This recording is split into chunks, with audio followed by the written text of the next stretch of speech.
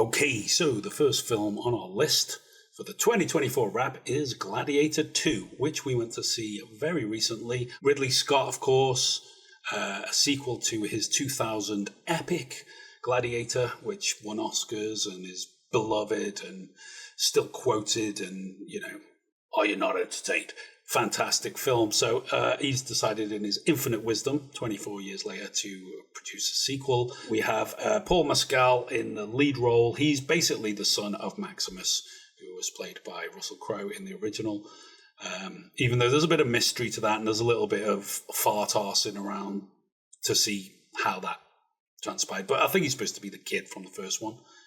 Yeah. All grown up and fucked up and not knowing what he's doing, but somehow inheriting the traits of his father, like picking up dirt and rubbing it in your hands, and also talking a bit like this. Even though I'm an Irishman, I'm going to talk like Russell Crowe did in the first movie. Okay, whatever.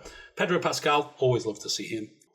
And Denzel was the Oscar winner of the movie. I want to thank the Academy. Yeah, well, the one thing we'd say at the moment is Ridley just like desperate for cash when he comes to these kind of things? Just like, is his pension run out? I think he's addicted to work. You can't stop. This was great fun. Don't get anything wrong about it. It's good, violent, blockbuster film, lots of action. I watched it on IMAX. It looked pretty. It was, exactly what I expected it to be. Yeah. And the people going around going, oh, Gladiator was such a special film, and this kind of sullies it, is like, Gladiator was never that special. Gladiator is a great film. Mm-hmm. It's, again, another blockbuster, a Ridley blockbuster, watch on the big screen, great. Loads of quotable lines, great action. But it's not fucking Citizen Kane.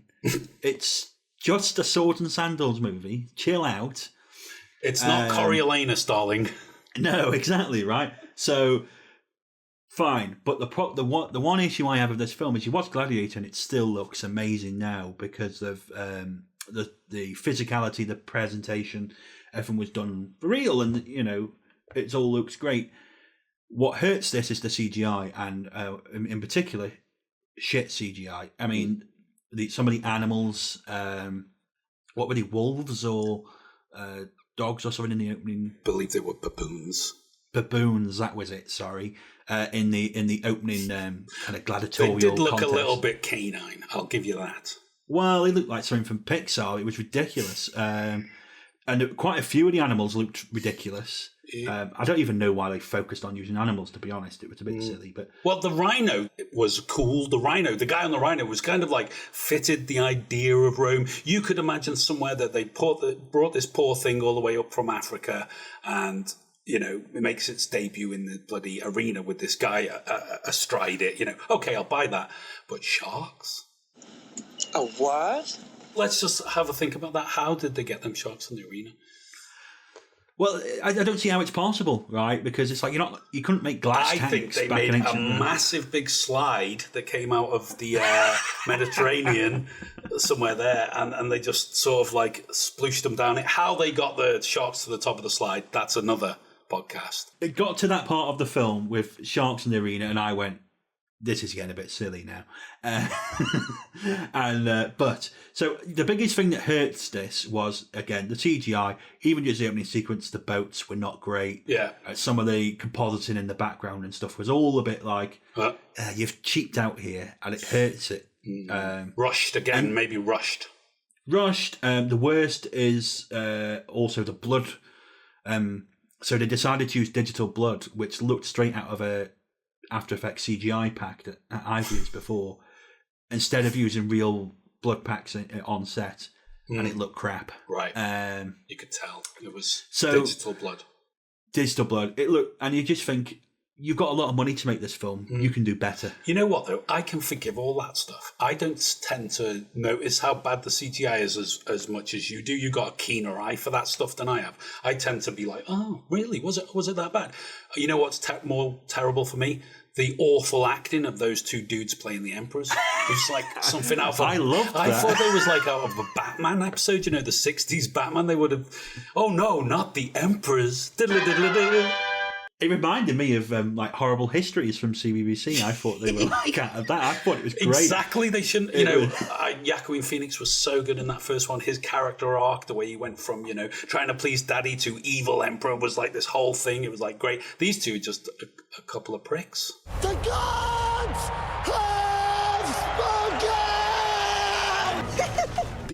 spoken! They were totally hateable, and that's why I liked them, because they were totally hateable and so silly. The only thing it was missing was like it needed someone who was like controlling them a bit more.